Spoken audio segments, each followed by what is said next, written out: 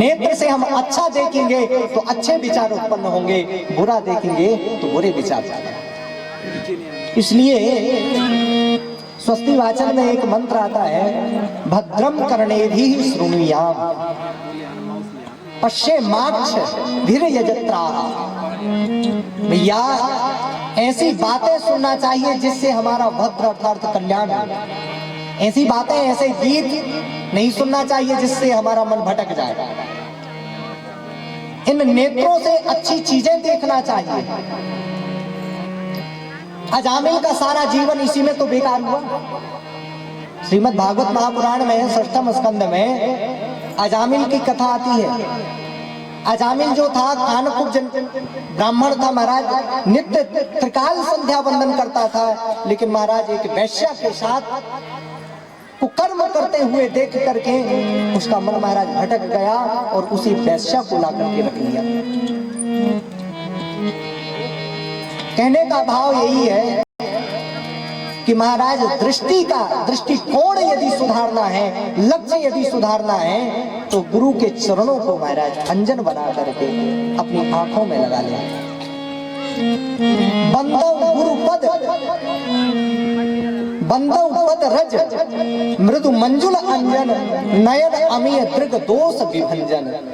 नयनों का दोष, यदि नेत्रों का दोष करना है तो गुरु के चरण कमलों की रज से ही वह दूर हो सकता है।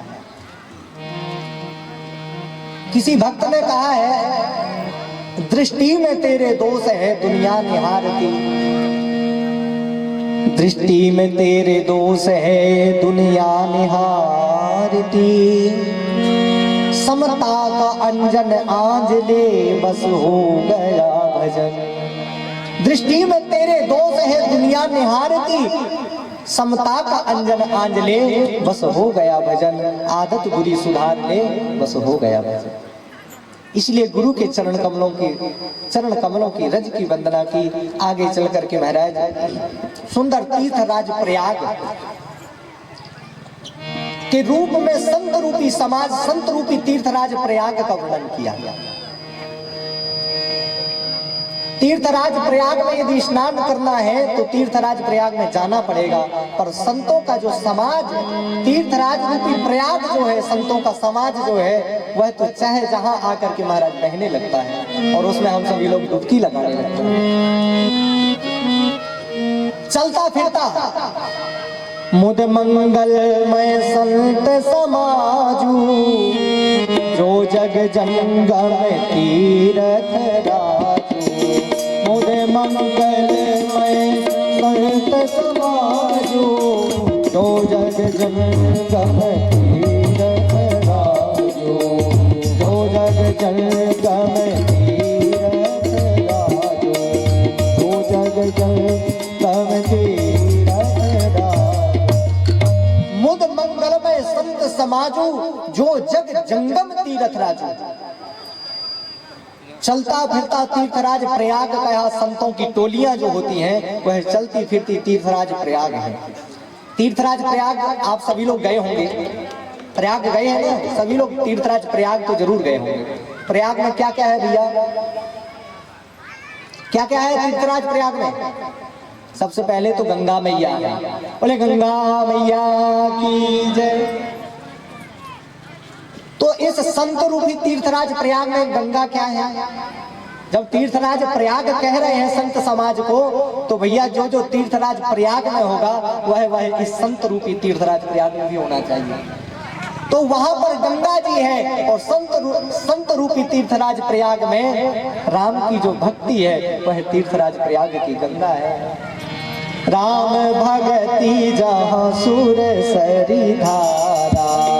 राम भगति जहाँ सुर सरी धारा।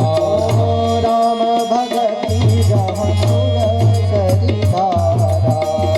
राम भगति जहाँ सुर सरी धारा। सर सैठ विचार प्रचारा। सर सैठ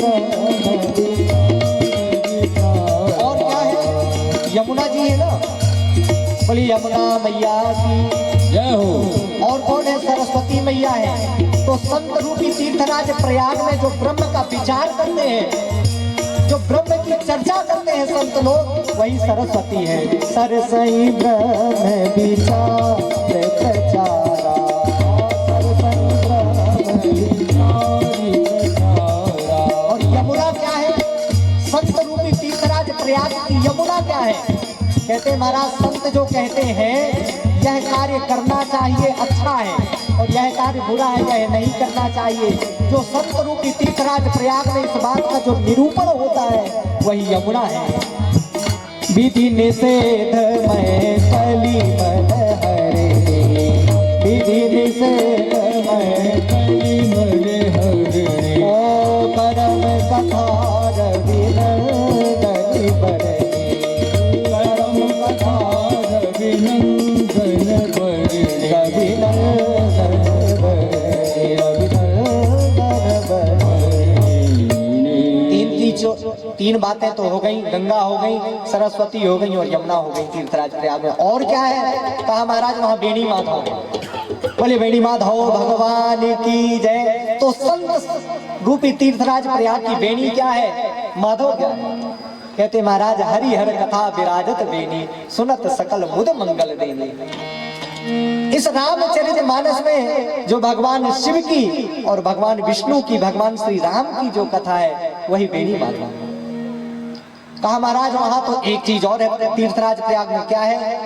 कहा भैया वहां पर अक्षय वट भगवान है।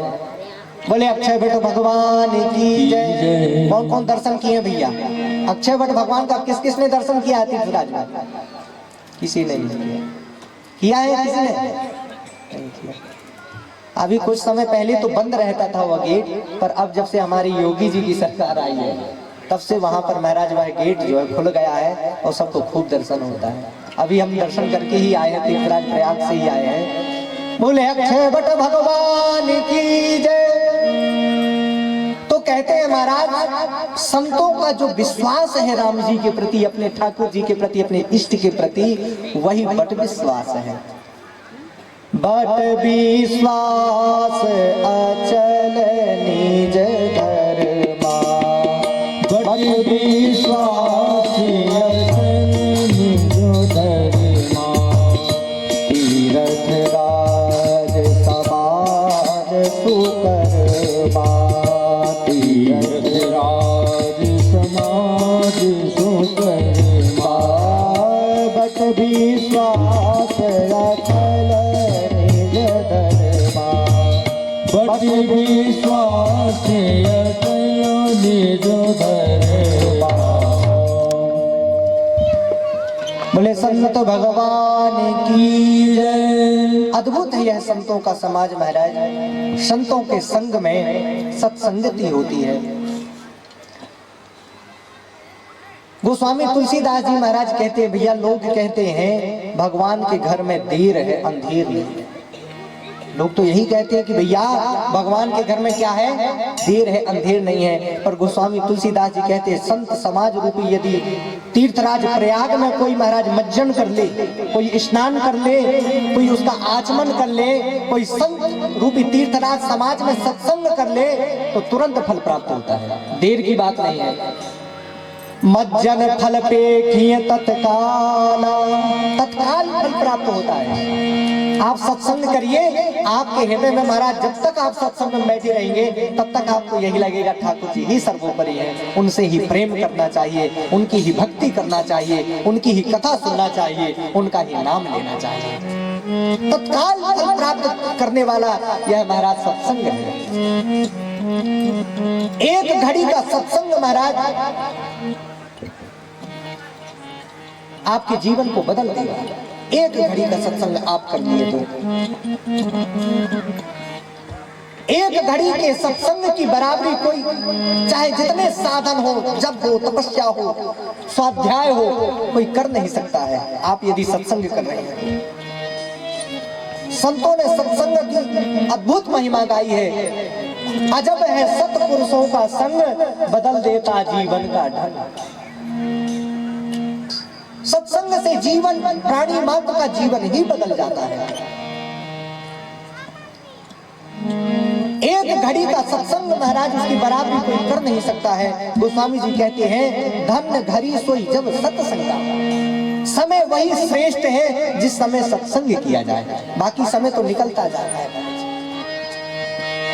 उसका कोई महत्व नहीं है। महत्व है तो उसी समय का महत्व है जिस समय आप सत्संग कर रहे हो, भगवान की कथा सुन रहे हो, भगवान के भजनों को सुन रहे हो, भगवान के नाम का जाप कर रहे हो, वही समय समय है, बाकी तो सब कुछ समय है।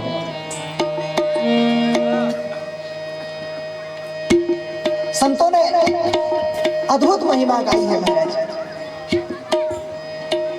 जलधर की आधी घड़ी, आधी घड़ी यदि महाराज जलधर यदि खूब तेज पानी बरस जाए आधी घड़ी भी तो पानी पानी कर देगा चारों तरफ। जलधर की आधी घड़ी रहता बारो मास, सत्संग की आधी घड़ी तप का वर्ष 50। सत्संग की आधी घड़ी भी 50 वर्ष के तपस्या की तुलना नहीं कर सकती है। सत्संग की आधी घड़ी तप का वर्ष 50, तप का वर्ष 50। एक बार सत्संग की महिमा में यह प्रसंग सुना रहे हैं। एक बार वशिष्ठ जी महाराज विश्वामित्र जी के पास में गए मिलने के लिए। विश्वामित्र जी यज्ञ करवा रहे थे, वशिष्ठ जी को निमंत्रण दिया, तो महाराज जब निमंत्रण कार्ड आया तो जाने जाना। वशिष्ठ जी महाराज गए विश्वामित्र जी के पास में, यज्ञ संपूर्ण हुआ और जैसे ही यज्ञ संपूर्ण हुआ तो महाराज जब कोई संत महात्मा जाए आपके यहाँ तो कुछ न कुछ दक्षिणा देना जरूरी है। तो विश्वामित्र जी महाराज ने कहा वशिष्ठ मैं तुम्हें जाओ 50 वर्ष की तपस्या का फल दान दे रहा हूँ। संकल्प कर दिया कि 50 वर्ष जो मैंने तपस्या की है वह मैं तुम्हें दे रहा हूँ, ले जाओ। दान कर दिया। वशिष्ठ जी महाराज लौट आए अपनी कुटिया में। पुनः वशिष्ठ जी महाराज ने यज्ञ करवाया और जब विश्वामित्र जी ने जब वशिष्ठ जी को बुलाया था तो वशिष्ठ जी भी विश्वामित्र को बुलाएंगे। पुनः महाराज जब वशिष्ठ जी ने यज्ञ किया, निमंत्रण कार्ड भेजा विश्वामित्र जी के पास में, विश्वामित्र जी भी आए महाराज। वशिष्ठ जी महाराज ने उनका स्वागत किया और अंतोगत्वा उनका भी यज्ञ पूर्ण हुआ। अब दक्षिणा की बारी आई। जब उन्होंने 50 वर्ष की तपस्या दी है तो वशिष्ठ जी को भी कुछ देना चाहिए था। वशिष्ठ जी ने कहा देखो विश्वामित्र जी मैंने तपस्या तो की नहीं, मैंने सत्संग किया है। मैं तुम्हें आधी घड़ी के सत्संग का दान, जो फल होता है आधी घड़ी की सत्संग का, वो मैं तुम्हें दान दे रहा हूँ। विश्वामित्र जी बिगड़ गए। अरे महाराज मैंने आपको 50 वर्ष की तपस्या का फल दान कर दिया, आप मुझे आधी घड़ी की सत्संग का फल दे रहे हैं। अरे आपको तो चाहिए कि और बढ़कर के आपको कुछ देना चाहिए, आप मुझे घटा करके दे रहे हैं। हमारे यहाँ भी व्यवहार जो होता है, जो शादी विवाह होते हैं या भागवत अनुष्ठान होते हैं हम लोगों के यहाँ, तो महाराज व्यवहार आता है, लिखा जाता है, ये कॉपी में लिखा जाता है भैया फलाने की तरफ से 100 रुपए आया, 151 रुपए आया, 551 आया, तो उसे लौटाना पड़ता है और लौटाया उस हिसाब से जाता है। महाराज यदि 51 आया है तो उससे कम नहीं होना चाहिए, 1 रुपए और बढ़ करके होना चाहिए। तो विश्वामित्र जी बिगड़ गए। अरे वशिष्ठ तुमको तो और बढ़ा करके देना चाहिए, मैंने तुम्हें 50 वर्ष की तपस्या का दान दे दिया और तुम मुझे आधी घड़ी के सत्संग दे रहा है। वशिष्ठ जी ये कहा देख विश्वामित्र जी तुम आधी घड़ी के सत्संग को कम मत समझना। कहा कैसे मानो, कैसे परीक्षा हो। कहा चलो शेष जी के पास चलते हैं, शेष भगवान के पास जो पृथ्वी को धारण किए हैं शेष भगवान। क्या उन बहुत सत्संगी है, 1000 मुख है और 1000 मुख से निरंतर भगवान का नाम का जाप करते हैं और शेष भगवान सत्संग करते हैं। उनसे बड़ा कोई और बड़ा सत्संगी नहीं है, इसलिए तुलना वो कर देंगे कि तपस्या बड़ी है कि सत्संग बड़ा है। हाँ ठीक है महाराज। अब दोनों एक साथ में खड़े हो जाते हैं और प्रार्थना करते हैं शेष भगवान हे शेष नारायण, आकर के हमारे में समझौता करिए, हमारी तो समस्या हो गई।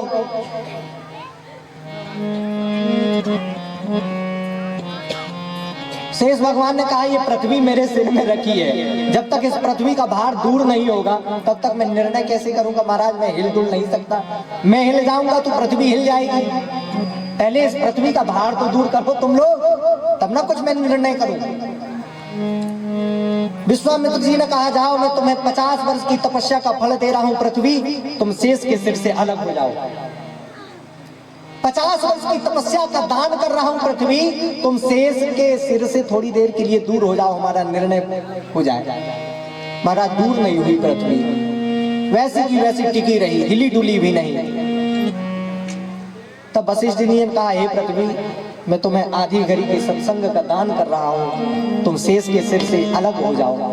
और जैसे ही वशिष्ठ जी महाराज ने संकल्प किया कि मैं आधी घड़ी के सत्संग का दान कर रहा हूं, तुम शेष के सिर से अलग हो जाओ, तुरंत पृथ्वी अलग उठ करके खड़ी हो गई। शेष भगवान खड़े हो गए। अब कहा आप निर्णय कर दीजिए। शेष भगवान ने कहा अब तो निर्णय हो गया, अब क्या निर्णय करना है। आपने 50 वर्ष की तपस्या का दान कर दिया, पृथ्वी दूर नहीं हुई। और वशिष्ठ जी महाराज ने आधी घड़ी के सत्संग का दान कर दिया, पृथ्वी खड़ी हो गई, दूर हो गई। अब तो यह महाराज निश्चित हो गया कि आधी घड़ी का सत्संग 50 वर्ष की तपस्या से श्रेष्ठ है। बोले भक्तवत्सल भगवान की जय। एक घड़ी मात्र का सत्संग आप कर ले महाराज, जीवन बदल जाता है। अजब है सत्पुरुषों का संग, बदल देता जीवन का ढंग। एक संत कथा सुनाते हैं, माधव दास जी थे। माधव दास जी एक मैया के पास बार बार जाते थे, मैया भिक्षाम देहि भिक्षाम देहि। सुबह सुबह चले जाते थे मैया के पास में भिक्षा मांगते थे, लेकिन मैया गुस्सा जाती थी। बताओ सुबह सुबह इस बाबा का कुछ काम नहीं है, मैया भिक्षाम देहि, मैया भिक्षाम देहि, और कोई काम नहीं है, मांगता रहता है। चाहे जब 2-3-4 दिन तो मैया ने कहा चल छूट जाएगी इसकी आदत, लेकिन संत कहे भैया जिसके पीछे न पड़ जाए, जो नहीं देता उसी के यहाँ फिर जाता। माधव दास जी महाराज चौथे दिन गए और मैया सुबह सुबह पोता लगा रही थी, दीवार कपड़े से पुताई कर रही थी दीवार की। और उसी समय माधव दास जी महाराज पहुंच गए, मैया भिक्षाम देहि। मैया को कुछ न सूझा, क्रोध आया, वही पोता उठा करके मार दिया माधव दास जी को। माधव दास जी के जाकर के सीधे सामने लगा महाराज, मुखड़े में लगा हुआ है पोता। माधव दास जी वैसे ही मुस्कुरा रहे हैं, कोई महाराज ग्लानि नहीं, कोई क्रोध नहीं, वैसे ही मुस्कुरा दिए। कहा अरे महाराज आप मुस्कुरा क्यों रहे हैं, आपको बताओ मैया ने पोता मार दिया। अरे मैं मुस्कुरा इसलिए रहा हूं, चलो कुछ तो दिया, कुछ तो दिया, देने की आदत तो पड़ी। महाराज जिसकी देने की आदत नहीं होती है, कम से कम कुछ नहीं तो 1 ही रुपया चढ़ाओ, आदत तो बनाओ। जिसकी आदत नहीं है महाराज वो 1 रुपए भी दान नहीं कर सकता। आप लोगों ने घटना सुनी होगी, एक कंजूस था महाराज, हाथ में एक सिक्का रखा था, भीड़ लगी थी दर्शन करने की। मंदिर के सामने गया, खड़ा है, 1 रुपए की सोचा कि चलो दान कर ही दूं। लोग कहते बड़ा कंजूस है, आज 1 रुपए 1 सिक्का दान कर ही दूंगा। अब महाराज मुट्ठी में बांध लिया, जोर से भीड़ लगी हुई है दर्शन की, कुछ समय लग गया। अब महाराज जब समय लग गया, मुट्ठी तेज बांधा हुआ है तो हाथ में पसीना पसीना हुआ। और जैसे ही दर्शन करने की बारी आई, दर्शन किया, सोचा कि चलो अब दे ही दूं, अब तो देना ही पड़ेगा। लोग कहते बड़ा कंजूस है, चलो 1 रुपए दान किए देता हूँ। जैसे ही खोला महाराज, देखा तो हाथ पसीजा, पानी पानी। तो उसने कहा ओ तू मेरे से दूर नहीं होना चाह रहा है, रो रहा है ना तू, रो रहा है, मेरे से तू भी दूर नहीं होना चाह, चलो नहीं देना। फिर महाराज मुट्ठी बंद किया, चला रहा। इसलिए जिसकी देने की आदत नहीं है वह कुछ भी नहीं दे सकता। एक सिक्का का एक कौड़ी नहीं दे सकता। देने की आदत बहुत बड़ी होती है, इसलिए देने की आदत बनाना चाहिए।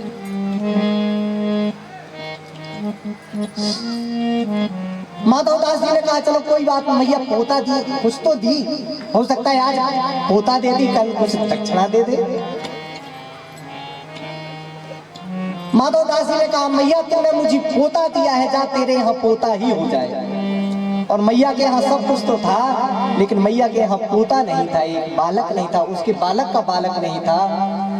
कुछ समय बीता महाराज, मैया के यहाँ एक बालक का जन्म हुआ, पोते का जन्म हुआ। मैया की आंखों में आंसू आ गए और जाकर के माधव दास जी के चरणों में प्रणाम किया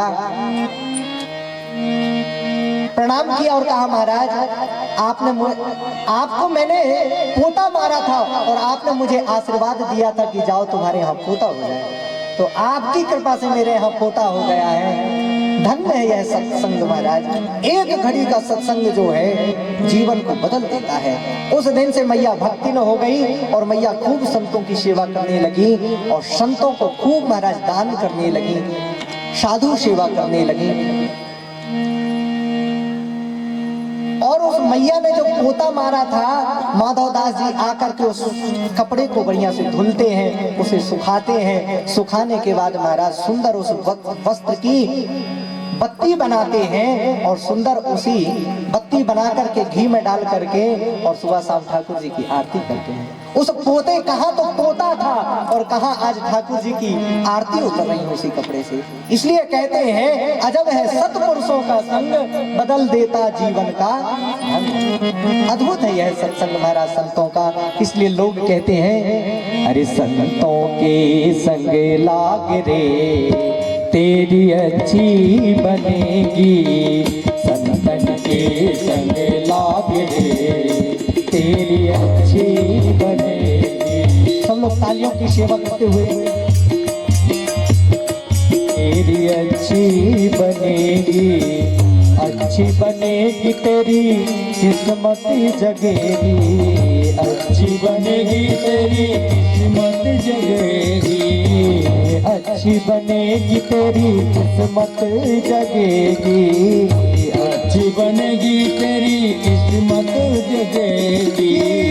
होए तेरो बड़े भाग रे तेरी अच्छी बनेगी, संतों के संग लाग रे तेरी अच्छी बनेगी।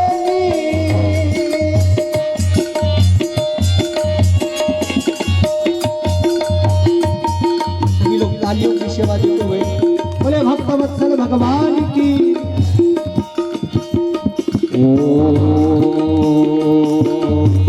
संतन संग करी पुण्य कमाई, संतन संग करी पुण्य कमाई, पुण्य कमाई हाँ पुण्य कमाई, पुण्य कमाई हाँ पुण्य कमाई, संतन संग पुण्य कमाई, संतन के संग पुण्य कमाई, संतन के संग पुण्य कमाई।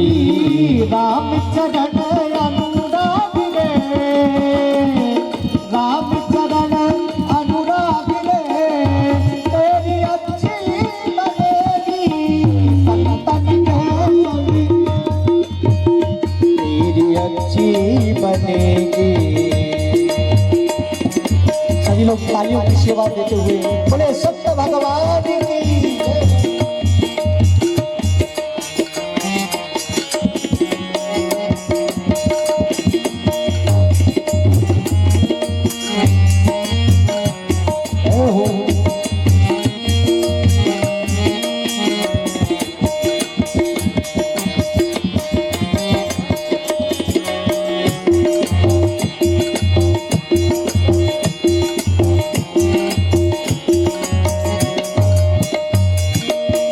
किसी की बनी आज तक कोई उदाहरण है?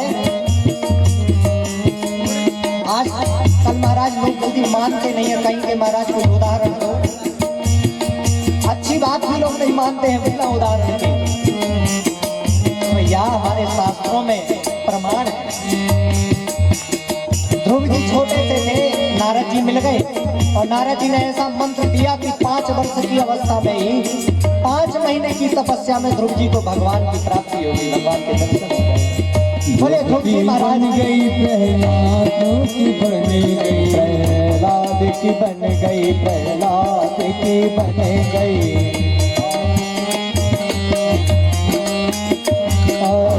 ध्रुव जी की बन गई, ध्रुव जी की, ध्रुव जी की, ध्रुव जी की बन गई, प्रहलाद जी की बन गई।